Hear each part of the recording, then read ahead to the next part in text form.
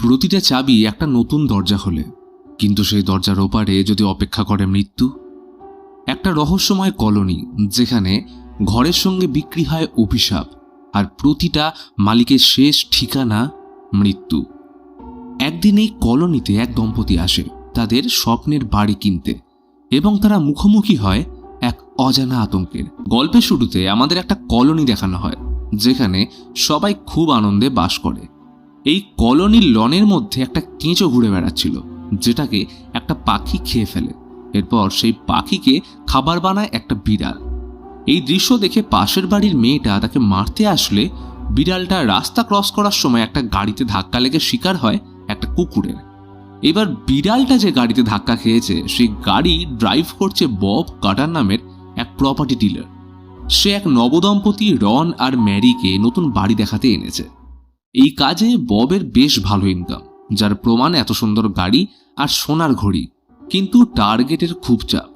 যেমন আজ যে করেই হোক ববকে এই দম্পতিকে পছন্দের বাড়ি বেছে ডিল ফাইনাল করে আজকের টার্গেট ফুলফিল করতে হবে, না হলে দুর্গতি।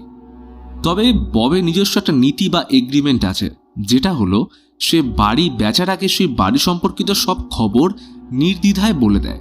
সেই অনুযায়ী বব তাদের প্রথম বাড়ি দেখাতে নিয়ে আসলো। 4টে রুম সমেত কিচেন, গার্ডেন, পুল সব রকমের ব্যবস্থা রয়েছে, যাকে বলে একদম পারফেক্ট বাড়ি। রন জিজ্ঞেস করে এই বাড়ির পূর্ব মালিক বাড়ি বেচল কেন। তখন বব জানায় বাড়ির মালিক মারা গেছেন, তাই কম দামে দেওয়া হচ্ছে। রন অবাক হয়ে মালিকের সাথে কি হয়েছিল জিজ্ঞেস করলে বব শুরু করলো এই বাড়ির ইতিহাস বলতে। আর এইখানেই শুরু আমাদের প্রথম গল্প, নাইটমেয়ার। লুইস ও সারা সুখী দম্পতি এই বাড়িতেই থাকে। এক সন্ধ্যায় লুইস বিজনেস ট্রিপের জন্য শহরের বাইরে গেলে বাড়িতে লুকিয়ে প্রবেশ করে সারার বয়ফ্রেন্ড ফ্র্যাঙ্ক। আসলে অনেকদিন ধরে লুইসের চোখের আড়ালে দুজনের সম্পর্ক চলছিল। বাড়ি ফাঁকা পেয়ে দুজন কাজে লেগে পড়লে বন্দুক নিয়ে পিছনে দরজা দিয়ে ওয়াইল্ড কার্ড এন্ট্রি নেয় লুইস। ফ্র্যাঙ্কের নলের জায়গায় সে বন্দুকের নল মাথায় ঠেকাবে সেটা আজ ওরা কল্পনাও করতে পারেনি। অনেকদিন ধরেই লুইস ব্যাপারটা আন্দাজ করতে পারলেও আজ তাদের হাতে নাতে ধরেছে। বন্দুক ঠেকিয়ে সারাকে একটা নোটস দিয়ে বলল সেটাকে কপি করতে, কারণ সেটায় ফ্র্যাঙ্কের সাথে তার ব্রেকআপের কথা লেখা ছিল। এখন প্ল্যান অনুযায়ী সারা লেটার লেখার পর নিজেকে ঝোলাবে এবং ফ্র্যাঙ্ক সেটা চোখের সামনে দেখবে, যাতে পুরো ঘটনা দেখে মনে হয় ফ্র্যাঙ্ক ব্রেকআপ মানতে না পেরে নিজেদের মধ্যে ঝামেলা শুরু হয় এবং সেলফ ডিফেন্স করতে গিয়ে সারা ফ্র্যাঙ্ককে গুলি করে। এরপর সারা যখন বুঝতে পারে সে বড় ব্লান্ডার করে ফেলেছে, তখন সে নিজেকেও শেষ করে দেয়।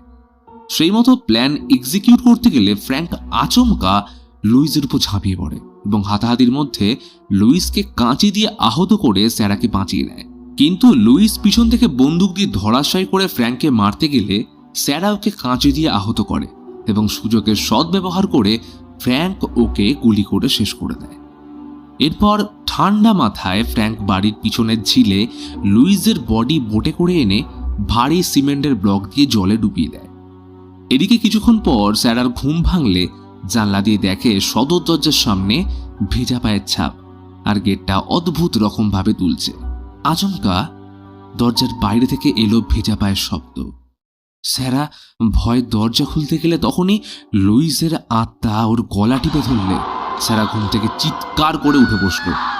ফ্র্যাঙ্ক ওকে শান্ত করে জানায় যে ভয়ের কিছুই নেই, সে নিজের হাতে ওকে ডুবিয়ে এসছে। পরের দিন সকালে দরজায় কড়া নাড়ল লুইসের পুলিশ বন্ধু হেনরি। ও ফিশিং করতে এসছে, মানে লুইস আগে থেকে বেশ ভালোই প্ল্যান খাটিয়ে রেখেছিল যাতে হেনরি এসে ওদের এই অবস্থায় দেখে ব্যাপারটা জানতে পারে আর লুইসের উপর কোনো সন্দেহ না যায়। তবে এখন কি করা যেতে পারে? লুইস তো আর বেঁচে নেই, আর ফ্র্যাঙ্ক বাড়িতে। এখন স্যারাকেই সব সামলাতে হবে। তাই নিচে এসে জানায় লুইস ব্যবসার কাজে শহরের বাইরে গেছে, সন্ধ্যায় চলে আসবে। হেনরি ওকে লুইস ফিরলে ফোন করতে বলে বিদায় নিল।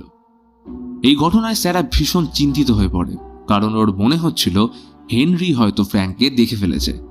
এতে দুশ্চিন্তা বাড়লে ফ্র্যাঙ্ক জানায় তারা বেগতিক দেখলে শহর ছেড়ে চলে যাবে। এখন আর ভেবে লাভ নেই, তাই দুজন আবার সামাজিক কাজে লেগে পড়ল। কিন্তু রাতে স্যারা পুনরায় গেটের আওয়াজ শুনে উঠলে দেখে গেটের সামনে ভেজা পায়ের ছাপ। ভয়ে তার বুক শুকিয়ে আসতেই মনে হয় দরজার সামনে কেউ এসে দাঁড়ালো। ফ্র্যাঙ্ককে ডাকলেও সাড়া দেয় না। তাই আজ বুদ্ধি করে দরজাটা লক করে ফ্র্যাঙ্ককে ডাকতে গেলে তখনই বিছানার ভিতর থেকে লুইসের আত্মা ওর গলা টিপে ধরে। কিন্তু পরক্ষণেই বুঝতে পারে এটা তার মনের ভুল। এক ভয়ঙ্কর দুঃস্বপ্নের মধ্যে ফ্র্যাঙ্ক ওকে ওষুধ দিয়ে বুকে জড়িয়ে শান্ত করল। সকাল হতেই আসলো হেনরির ফোন। লুইস সন্ধ্যায় আসেনি শুনে ওর সন্দেহ বেড়েছে, কারণ লুইসের পিএর থেকে জানতে পেরেছে ও 2 দিন আগে সন্ধ্যায় বাড়ি ফিরেছে এবং তার কোনো ক্লায়েন্টের সাথেই শহরের বাইরে দেখা করতে যাওয়ার কথা নেই। এর মাঝে স্যারা প্যানিক করে মুখ ফসকে বলে ফেলে যে লুইস ওর গাড়ি নিয়ে গেছে, কিন্তু গাড়ি তো বাড়ির সামনেই পড়ে। এরপর হেনরি ফোন রাখলে চিনতে পারল, কারণ লুইসের গাড়ি এখন লুকোতে হবে, না হলে হেনরি অনায়াসে ওদের ধরে ফেলবে। তাই হেনরি আসার আগে ফ্র্যাঙ্ক গাড়ি লোপাট করতে গিয়ে দেখে চাবি নেই, কারণ লুইস গাড়ির চাবি সবসময় নিজের কাছেই রাখতো আর লুইসের বডি এখন ঝিলে। তাই এখন একটাই উপায়, জলে নেমে ফ্র্যাঙ্ককে লুইসের পকেট থেকে চাবি আনতে হবে। রাত হতেই ফ্র্যাঙ্ক টর্চ নিয়ে ঝিলে নামতে রেডি হয়, কারণ গাড়িটাই একমাত্র প্রমাণ। এখন ওটাকে লুকিয়ে দিলে হেনরি লুইসের বডি কোনোদিনও পাবে না। কিন্তু স্যার আর ভয় বেড়ে চলেছে। প্রতি রাতে লুইসের স্বপ্নে আসা অশুভ ইঙ্গিত।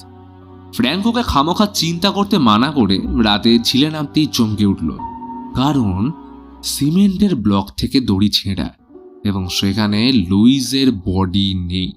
আতঙ্কে ফ্র্যাঙ্ক জ্ঞান শূন্য হয়ে পড়লে তখনই লুইসের বডি ভেসে ওর পিছনে এলে পকেটে হাত ঢুকিয়ে চাবি বের করতে গেলে লুইস আচমকা জেগে ওঠে। অন্যদিকে দুঃস্বপ্নের মাঝে সারা ঘুম থেকে উঠে বসলে আজও দেখে গেট নড়তে, আর সেইখানে ভেজা পায়ের ছাপ। তখনই মনে হলো কেউ যেন দরজা খোলার চেষ্টা করছে।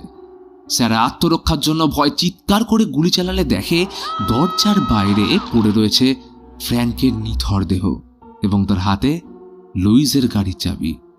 এই কাণ্ড দেখে স্যারা নিজের ভুল বুঝতে পেরে প্রচণ্ড শক ও আতঙ্কে চিৎকার করে উঠলে তার আওয়াজ রহস্য ঘেরা বাতাসে হারিয়ে যায়। পরের দিন হেনরি পুলিশ নিয়ে আসলে দেখে দরজার সামনে পড়ে ফ্র্যাঙ্কের গুলিবিদ্ধ দেহ, আর সামনে ঝুলছে স্যারা, ঠিক যেমনটা লুইস চেয়েছিল। কিন্তু পুলিশ ও মেডিকেল ডিপার্টমেন্ট এইটা বুঝতে পারছে না যে স্যারার বডি ভিজল কি করে। তাহলে এখন তোমরা কমেন্টে জানাও, এটা সাইকোলজিক্যাল নাকি অলৌকিক ঘটনা? এই একই প্রশ্ন বব রনের দিকে ছুঁড়ে বলল। তাহলে বলুন, এই বাড়িটা ফাইনাল করি? কোনো উত্তর দেওয়ার আগে ম্যারি রনকে নিয়ে বেরিয়ে গেল বাড়ি থেকে। তাদের এমন বাড়ি লাগবে না যেখানে কেউ মারা গেছে। তাই বব ওদের আরেকটা বাড়ি দেখাতে নিয়ে এলো। এই বাড়ি দেখা মাত্রই ম্যারির পছন্দ হয়ে যায়। তবে এত সস্তায় বাড়ি দেওয়ার কারণ জিজ্ঞেস করলে বব জানায় আজ তাদের অফারের শেষ দিন, তাই বিকেল 5টার আগে একটা ডিল ফাইনাল করতেই হবে। হঠাৎ বব জিজ্ঞেস করে, আপনাদের কোনো পোষ্য আছে নাকি? এই একটা কথা ম্যারির মনে খটকা লাগানোর জন্য যথেষ্ট ছিল। তাই জোড়াজুড়ি করতেই বব তার এগ্রিমেন্ট অনুযায়ী শোনাতে শুরু করলো এই বাড়ির ইতিহাস, যার সাথে শুরু হয় সেকেন্ড গল্প, বোবো। এই বাড়ির পূর্ব মালিকের নাম ছিল রন। সে তার স্ত্রী ক্যারল আর একমাত্র মেয়ে জেনিকে নিয়ে এইখানে থাকত। রনের পৃথিবী ছিল জেনি। তার একটা কথা রনের জন্য 100 কথার সমান। একদিন হঠাৎ জেনি জেদ ধরে সে বাড়ির বাগানে একটা লাল ড্রেস পরা বাঁদর দেখেছে এবং সে ওকে নিজের কাছে রাখতে চায়। আচ্ছা, এখানে বলি, এই লাল জামা পরা বাঁদর শুধুমাত্র এই মুভিতে নয়, বরং স্টিফেন কিং এর নোভেল এবং 2025-এর মুভি দ্য মাঙ্কিতেও রয়েছে। তো বাঁদরটা পালানোর আগে জেনি তাকে ধরে নিজের কাছে রাখে এবং নাম দেয় বোবো। রন দেখে বুঝতে পারে এটা কারোর পোষা বা হয়তো সার্কাস থেকে পালিয়ে আসা বাঁদর, তাই ওকে রাখা ঠিক হবে না। কিন্তু মেয়ের জেদের কাছে হার মানতে হলো। যতদিন না বোবোর মালিককে পাওয়া যাচ্ছে ততদিন সে ওদের সাথেই থাকবে। জেনি বোবোকে নিয়ে ভীষণ উৎসাহিত। ওকে নিয়ে সারাক্ষণ মেতে রইল। সেদিন মায়ের সাথে স্কুলে যাওয়ার পর বোবো রনকে চমকে দিলে তার গায়ে কফি পড়ে যায়, যেটা দিয়ে হলো প্রথম বিরক্তির সূত্রপাত। বোবো ছাড়াও তাদের আরও একটা বিশ্বস্ত পোষ্য আছে, নাম ম্যাক্স। রন ওকে ভীষণ ভালোবাসে। রন খেয়াল করে জেনি মাত্র একদিনের মধ্যেই বাবাকে ছেড়ে বোবোর দিকে বড্ড বেশি মন দিয়েছে। বাবার প্রতি ভালোবাসা কমেছে, তার প্রতিটা কথায় জেদ করছে। উঁচু গলায় কথাটাও হয়তো আজ জেনি প্রথম বলল। রন চায় না বোবো বাড়ির ভিতরে থাকুক, এমনকি রনের মতোই ম্যাক্স ওকে পছন্দ করছে না। তাই ওকে তাড়া করলে ম্যাক্সকে বোবো ভারী জিনিস দিয়ে আঘাত করে, যেটা ছিল রনের কাছে সেকেন্ড অপছন্দের বিষয়। সকালের এই ব্যাপারটা নিয়ে ডিনার টেবিলে কথা বাড়লে রন বলে দুটো পশুকে বাড়িতে রাখা ঠিক হচ্ছে না। এই কথায় জেনি তাদের প্রিয় ম্যাক্সকে বাইরে রাখতে বলে রন বেশ অবাক হয়। সে বোবোকেই বাইরে রাখবে। রনের এমন ব্যবহারে জেনি বোবোকে নিজের রুমে রাখবে জেদ করলে খাবার টেবিল ছেড়ে উঠে যায়। রনের মনে বোবোকে নিয়ে একটা অদ্ভুত সন্দেহ বাড়ছিল। তার খালি মনে হচ্ছিল এটা কোনো সাধারণ বাঁদর নয়। তাই রনের মন টানলে জেনির রুমে আসতেই বোবোকে বিছানায় দেখে চমকে উঠল।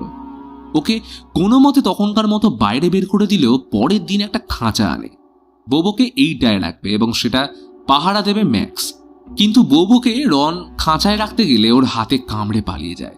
আর এই ঘটনার শোধ তোলার জন্য রাতে বোবোকে ধরে রন খাঁচায় ভরে ফেলে। জেনি বহু ঝামেলা করলেও রন কোনো মতেই পাত্তা না দিয়ে রাতে ম্যাক্সের সামনে খাঁচাটা রাখে। কারণ একটাই, বোবো বেগুড়বাই করলে ম্যাক্স ওকে জব্দ করবে।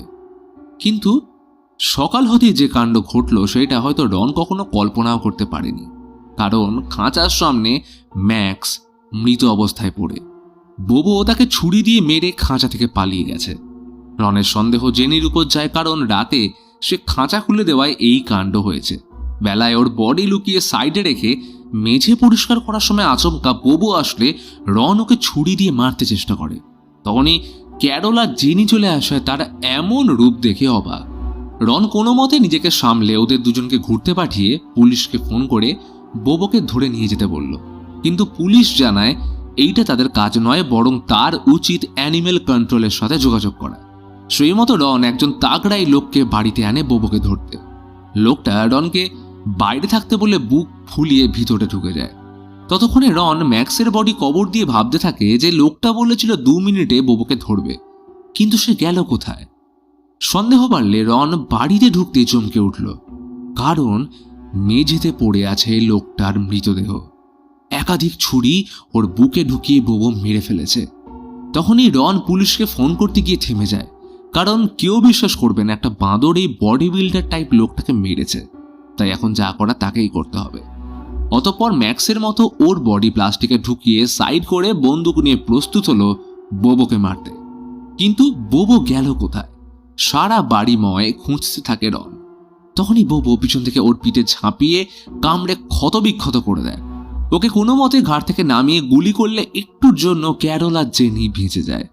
বাবার এমন হাবভাব দেখে দুজনেই ভীষণ অবাক, কারণ বিষয়টা বেশ বাড়াবাড়ির পর্যায়ে চলে গেছে। রন ওদের সামলে সন্ধ্যায় দোকান থেকে ট্র্যাপ কিনে এনে চুপচাপ বসে থাকে। ক্যারল বুঝতে পারছিল রনের কিছু একটা হয়েছে, যেটা সে বলতে চাইছে না।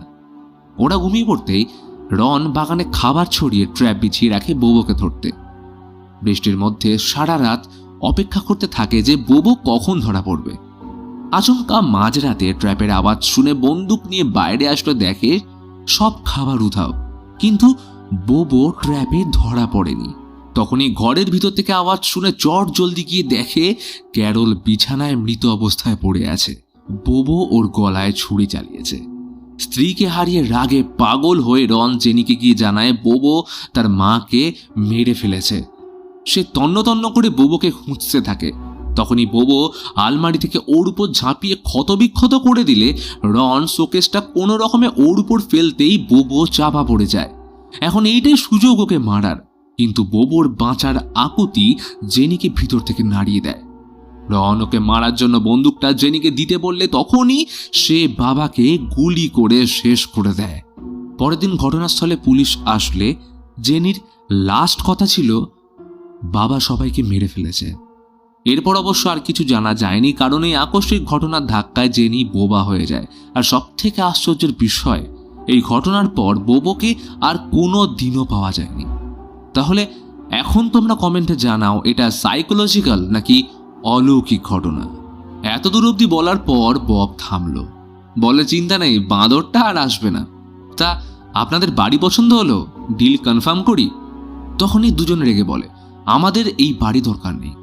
বব বলে আপনাদের বাজেট অনুযায়ী এর থেকে ভালো বাড়ি যে আর কোথাও পাবেন না। পৃথিবীর সব ভালো জিনিসের ভিতর কিছু না কিছু খারাপ তো থাকেই। গাড়িতে যাওয়ার পথে রন বলে দেখুন, আমাদের একটা সাধারণ ঘর চাই, যেটা হন্টেড নয়, আর বিশেষ করে যেখানে কেউ মরেনি। এই কথায় বব খুশি হয়ে বলে তাহলে এই সামনের বাড়িটা আপনাদের জন্যই, আসুন আসুন। এরপর সে তাদের একটা সুন্দর বাড়িতে নিয়ে আসে। যেটা হয়তো ববের পক্ষে সম্ভব হলে নিজেই কিনে ফেলতো। ম্যারির কথায় প্রত্যুত্তরে বলে, চিন্তা নেই, এখানে কেউ মরেনি, আপনি আসুন। তখনই বসের ফোন আসলে জিজ্ঞেস করে কাজ কত দূর। সে জানায় ক্লায়েন্টকে গুডউইন হাউস দেখাতে নিয়ে এসছে, আশা করা যাচ্ছে এই বাড়ি তাদের পছন্দ হবে। বস বিকেল 5টার মধ্যে ডিল কনফার্ম করার কথা মনে করিয়ে ফোন কাটলে রন জিনিসটা লক্ষ্য করে, তাই জিজ্ঞেস করলে জানায় এই মাসে তার পারফরমেন্স খুবই খারাপ। আজ এই ডিল না হলে তার সাথে কি হতে পারে সেটা কল্পনার বাইরে। এমনকি এই বিষয়ে কাউকে বলতেও পারবে না, কারণ সে একটা এগ্রিমেন্ট সাইন করেছে। তখন ম্যারি পূর্ব মালিকের বাড়ি বিক্রি করার কারণ জিজ্ঞেস করলে বব আবারও এগ্রিমেন্ট অনুযায়ী তাদের শোনায় বাড়ির ইতিহাস ও অন্তিম গল্প কাম টু গ্র্যানি। এই বাড়ির মালিক ছিল গুডউইন ফ্যামিলি। 2 বছর আগে মালিকের ছেলে শন মানসিক প্রবলেম নিয়ে বাড়িতে না জানিয়ে একজন সাইকিয়াট্রিস্টের সঙ্গে দেখা করতে যায়। ওর কিছু একটা প্রবলেম ছিল যেটা সবার সাথে শেয়ার করতে পারছিল না। সেদিন ডাক্তার হেলেন রাতের লাস্ট পেশেন্ট দেখে বাড়ি যাওয়ার জন্য প্রস্তুত হচ্ছিল। তখনই ফোন আসলো, একটা ইয়ং ছেলে উইদাউট অ্যাপয়েন্টমেন্ট এসেছে, বলছে খুব আর্জেন্ট দরকার, আজই দেখা করতে হবে, একেবারেই নাছোড়বান্দা। অতঃপর হেলেন শনকে ভিতরে আসতে বলে দেখলো কম্পাউন্ডার ইতিমধ্যে রওনা দিয়েছে। চেম্বারে ঢুকে শন নিজের পরিচয় দিয়ে সোফায় বসলো। হেলেন ওর প্রবলেম জিজ্ঞেস করায় বলল, আপনি গ্র্যানি কিলারের ব্যাপারে শুনেছেন? হেলেন বলে, হ্যাঁ নিশ্চয়ই, পেপারে পড়েছি। একটা লোক গ্র্যানির মুখোশ পরে শহরে এক এক করে মেয়েদের শেষ করছে, কিন্তু ব্যাপারটা কি? শন কিছুক্ষণ চুপ থেকে বলল, সে নাকি টেলিপ্যাথির মাধ্যমে গ্র্যানি কিলার কাকে মারতে চলেছে সেটা আগেই জানতে পারছে, এমন কি তাদের মরতেও দেখছে। এই পুরো বিষয়টা একটা অদ্ভুত ভিশনের মতো, কিন্তু সে কেন বা কিভাবে দেখতে পায় তার কোনো ব্যাখ্যা নেই। হেলেন তখন বেশ আগ্রহ দেখিয়ে পুরো বিষয়টা বলতে বলল।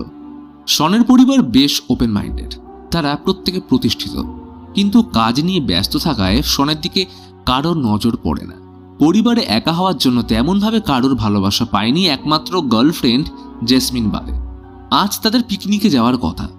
জেসমিনের ফোন আসতেই শন দ্রুত স্নান করতে ঢুকলে আচমকা গ্র্যানি কিলারের পরবর্তী শিকারের মৃত্যুর ভিশন দেখতে পায়।